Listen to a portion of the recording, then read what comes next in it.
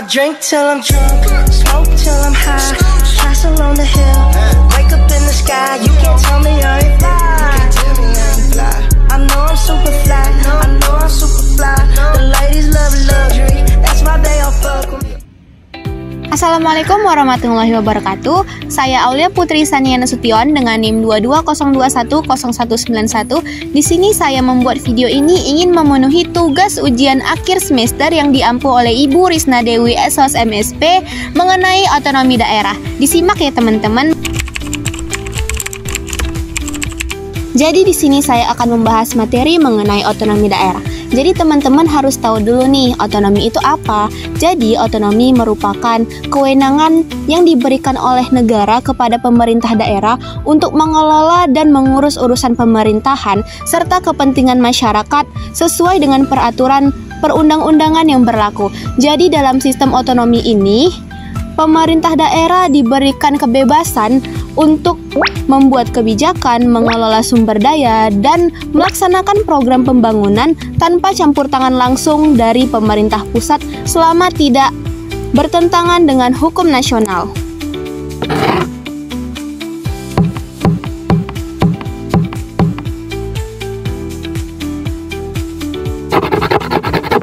Adapun tujuan daripada otonomi daerah ini yang pertama meningkatkan kesejahteraan masyarakat.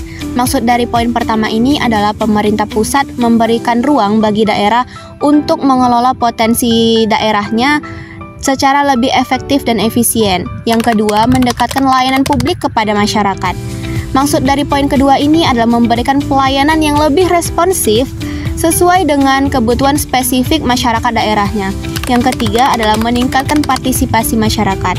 Maksud dari poin ketiga ini adalah memberdayakan masyarakat daerahnya dalam pengambilan keputusan dan merencanakan program-program pembangunan daerahnya.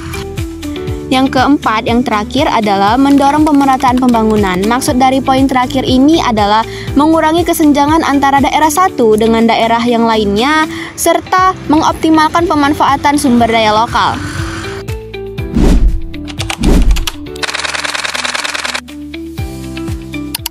Selanjutnya ada dasar-dasar hukum otonomi daerah di Indonesia yang diatur dalam beberapa undang-undang. Yang pertama, Undang-Undang Nomor 23 Tahun 2014 tentang pemerintahan daerah yang menjadi landasan utama dalam pelaksanaan otonomi daerah.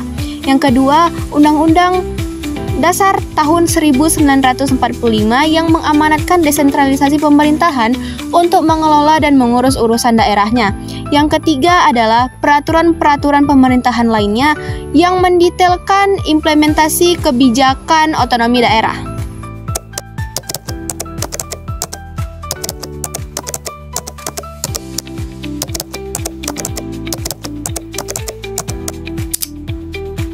Adapun pelaksanaan dalam otonomi daerah meliputi beberapa aspek penting. Yang pertama ada pembagian sumber daya keuangan. Jadi, pembagian anggaran antara pemerintah pusat dengan pemerintah daerah diatur dalam sistem nasional dan daerah, termasuk dana alokasi umum atau DAU dan juga dana bagi hasil atau DBH. Yang kedua ada desentralisasi administratif. Jadi pemerintah diberikan kewenangan administratif untuk mengatur dan mengelola urusan pemerintahan ataupun wilayahnya sendiri. Yang ketiga ada desentralisasi fiskal. Jadi pemerintah daerah diberi kemampuan untuk memperoleh pendapatan dan juga mengelola sumber daya keuangan daerahnya. Yang keempat, pemberdayaan masyarakat. Jadi maksud poin keempat ini adalah pemerintah diharapkan untuk mengoptimalkan potensi wilayahnya dan juga memberdayakan masyarakat setempat dengan cara pengambilan keputusan.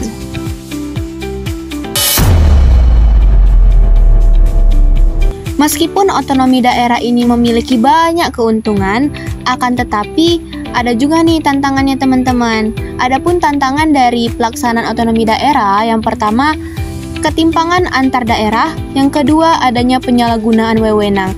Jadi adanya potensi penyalahgunaan kekuasaan yang tidak diawasi dengan baik.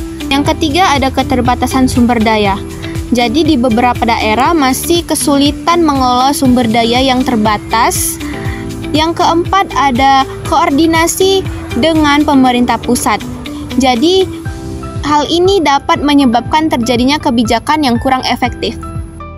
Jadi kesimpulannya adalah otonomi daerah merupakan salah satu aspek penting dalam sistem pemerintahan Indonesia yang bertujuan untuk mempercepat pembangunan, meningkatkan pelayanan publik, dan mendorong partisipasi masyarakat dalam proses pemerintahan.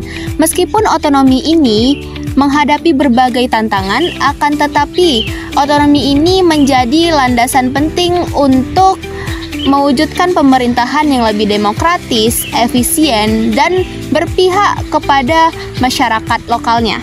Sekian pemaparan materi dari saya seputaran otonomi daerah. Semoga teman-teman bisa memahami apa yang saya sampaikan dan semoga bermanfaat bagi teman-teman semua. Saya minta maaf apabila ada tutur kata yang salah. Assalamualaikum warahmatullahi wabarakatuh.